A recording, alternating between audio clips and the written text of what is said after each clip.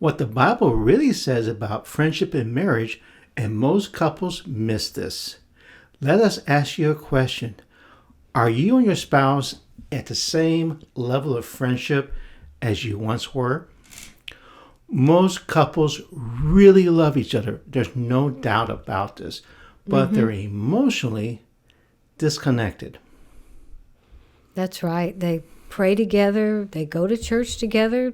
They raise kids together. But they don't seem to be best friends anymore. And the Bible actually speaks directly to this, yet most couples miss it. Let's dive in.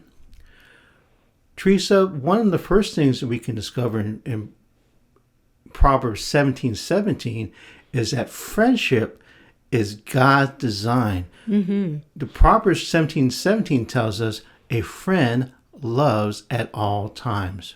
That's right. Now, That is right. we know that marriage is a covenant.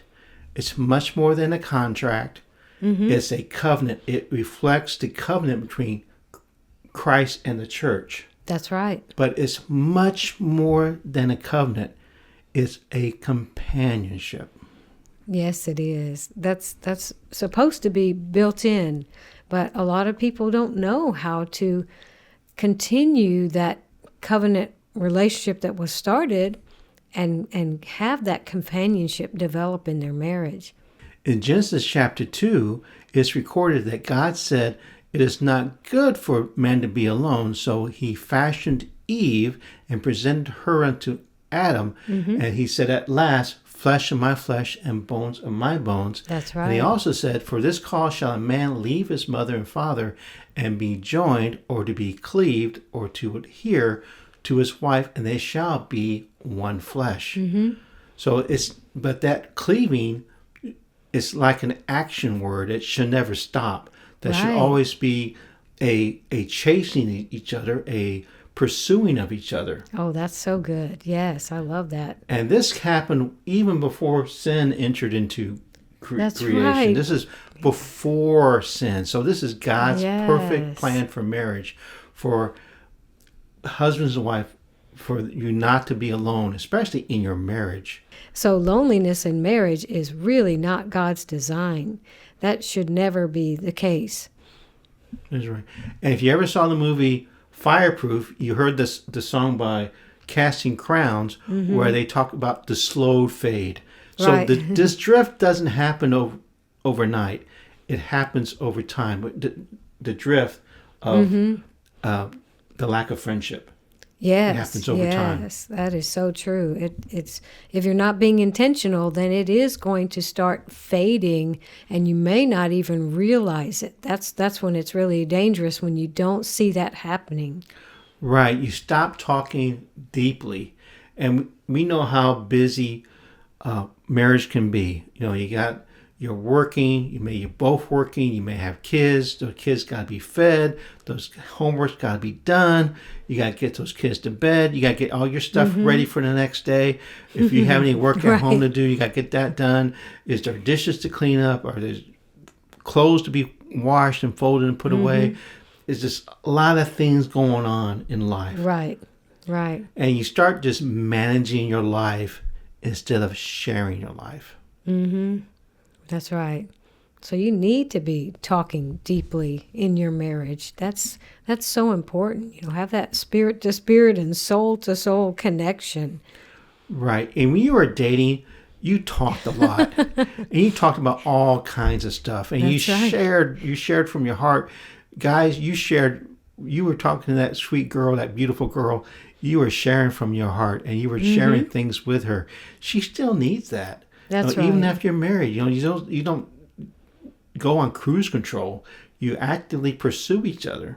That's so important. And there's no doubt. We have no doubt about your love for each other. We believe that you love each other, but Right. that love doesn't replace intentional friendship. It's like having good intentions, but if you don't actively do something with those good intentions, well, I love them, but you need to do things to show your spouse that you love them.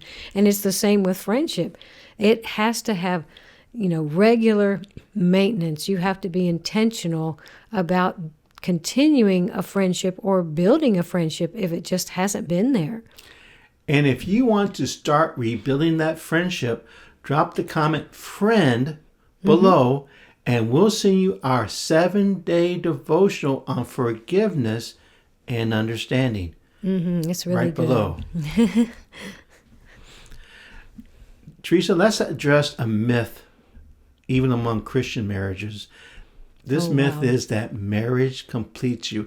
If I can just find the right guy, or if I can just find the right girl, they will complete me, and I'll be happy, I'll be whole, and everything will just be rosy after that.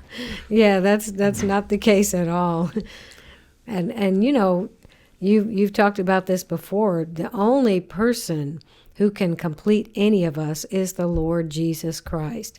He completes us. He makes us whole, but another human being cannot possibly fill that role. Right. It is impossible for me to complete with the Lord Jesus Christ. He is so far above, and he's the only one that can complete Teresa. And he's the only one that can complete me. And to put pressure on Teresa to complete me or to make me happy is undue pressure. It is unfair pressure, isn't it, Teresa? It is. It's actually considered unhealthy for a relationship. If it was in a friendship, you would call it unhealthy. Or if it was parents and children, putting that pressure on them, you have to do everything to please me or make me feel like my life, is worthwhile. No person can do that. That's called unhealthy relationships, right? So you certainly don't want to do that in a marriage. You can't put that pressure on your spouse to make you happy. Like you said, that's the world's concept of relationships.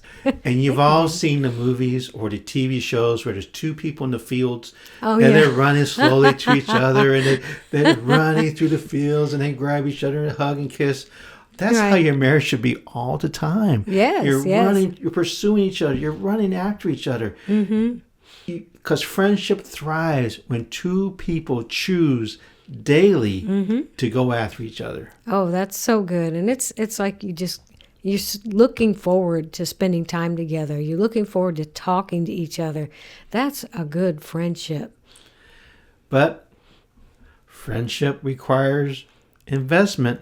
It requires investment of our time, and it requires investment of our resources. So date nights are not optional.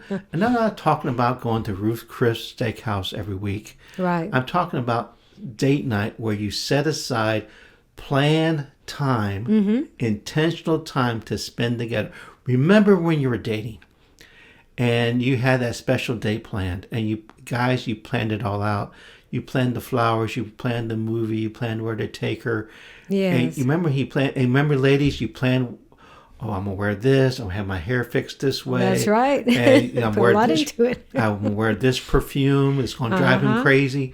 So you planned your date nights. And you can have hot dogs in the living room. It doesn't matter. Pizza in the living room.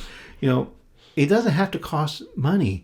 And you play with a puzzle. You play with a board game. You can just have time together where you look each other in the eyes and you talk and you communicate and you share.